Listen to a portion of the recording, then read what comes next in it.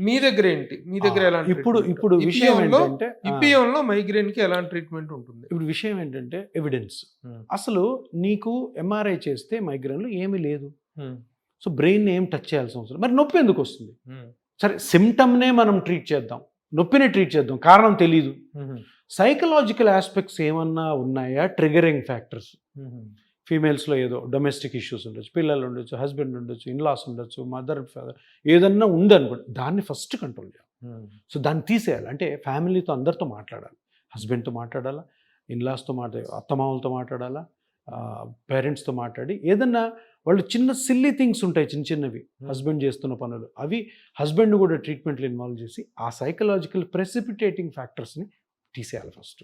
ఇది అంటే మన చేతిలో ఉన్నది సింపుల్‌ది. హ్మ్. అమ్మాయి చెప్తుంది, సార్ ఇది జరుగుతుంది సార్, నాకు ఇష్టం లేదు, నేను ఉద్యోగం చేయాలనుకుంటున్నాను, నన్ను ఉద్యోగం చేయనివ్వట్లేదు వీళ్ళు, నాకు ఎక్కువ పని చెప్తున్నారు ఇట్లాంటి. అది అయిన తర్వాత మెడికల్ అంటే యూ మీన్ మీరు చెప్తున్న దాన్ని బట్టి it is a neuro cum psychological neuropsychiatric disease అంతే. న్యూరోసైకియాట్రిక్ డిసీజ్ మైగ్రేన్ అనేది. నీకు ఏ కారణం లేనప్పుడు ఒక ఒక స్ట్రక్చరల్ డ్యామేజ్ లోపల లేదన్నప్పుడు నొప్పి ఎందుకు వస్తుంది? సో సైకలాజికల్ ఆస్పెక్ట్ లేనిదే రాదు.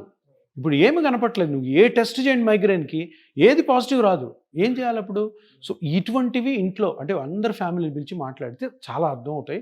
అవి కానీ వాళ్ళు విని మారారనుకో ఈ పేషెంట్ ఇమీడియట్గా రికవర్ అవుతుంది.